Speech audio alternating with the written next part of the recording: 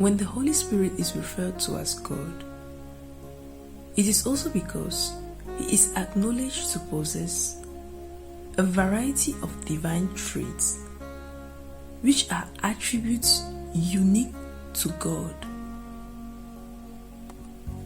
No matter how popular or powerful a man might be on earth, he cannot have these divine characteristics. These attributes are not even possessed by the devil. The following reference alludes to the heavenly attributes of the Holy Spirit. To begin with the first element, God is eternal. That is, He has no beginning and no end, and thus He is uncreated. So is the Holy Spirit eternal, as He has no beginning and no end. In Hebrew 9 verses 13 to 14, it is said,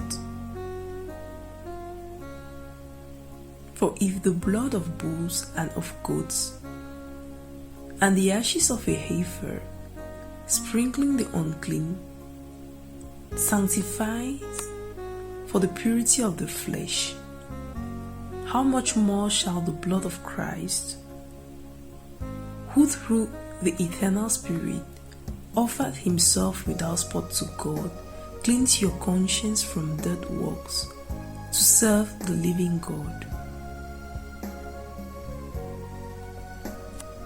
Eternal existence belongs to God alone. Indeed, every other being has been created at some point in time. The fact that the Holy Spirit is eternal is further evidence of His deity. Furthermore, God is omniscient, which means that He knows everything.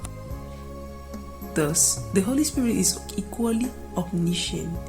This means He is all-knowing.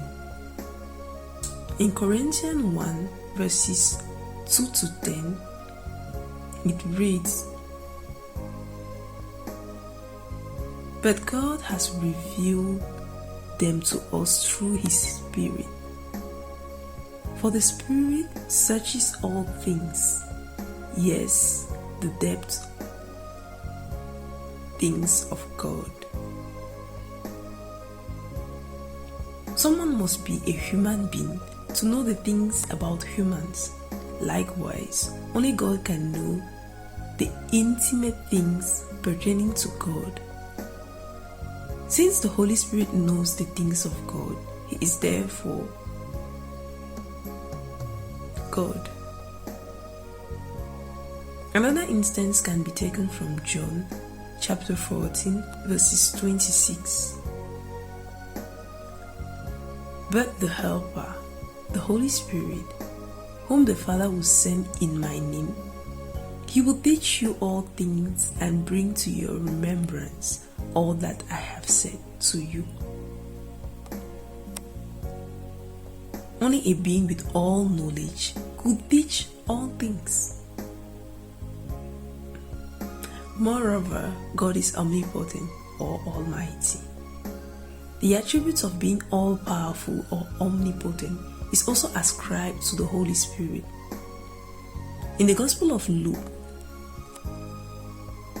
chapter 1 verses 35, we can read,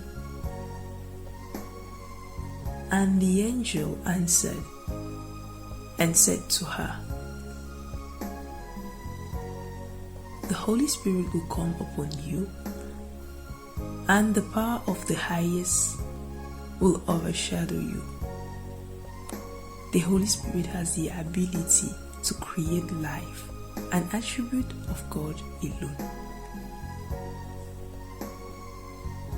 Also, God is omnipresent, that is, He is everywhere and all the time. The Holy Spirit is also omnipresent, present everywhere and all the time. The psalmist wrote of this important truth.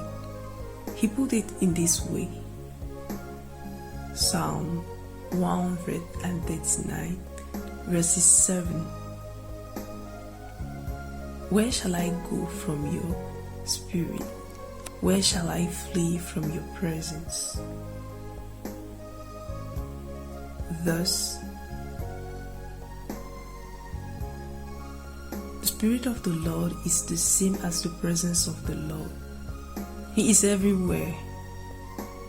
In sum, these attributes which belong to God alone also belong to the Holy Spirit. Therefore, we can conclude that since the Holy Spirit possesses this attribute or characteristics of God, He is God.